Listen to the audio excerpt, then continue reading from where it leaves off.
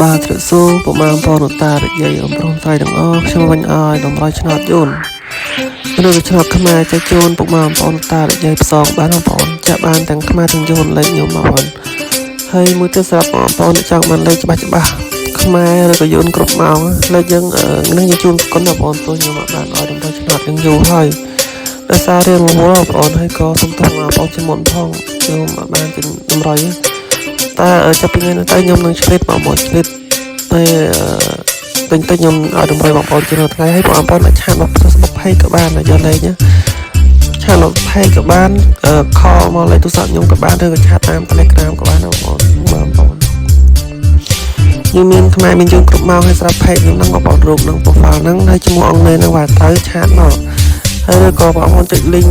ខ្ញុំផុសក្នុងនេះក៏ចូលដែរបងប្អូនចុច link ឬក៏វាយទៅឃើញបងប្អូនរូបហើយ follow ឲ្យឆាតមកយើងយកខ្មែរយូនមកមានទាំងអស់បងប្អូនខ្មែរយូនយើងមានគ្រប់ម៉ោងបងប្អូនស្រាប់លេខល្អហើយយើងចាក់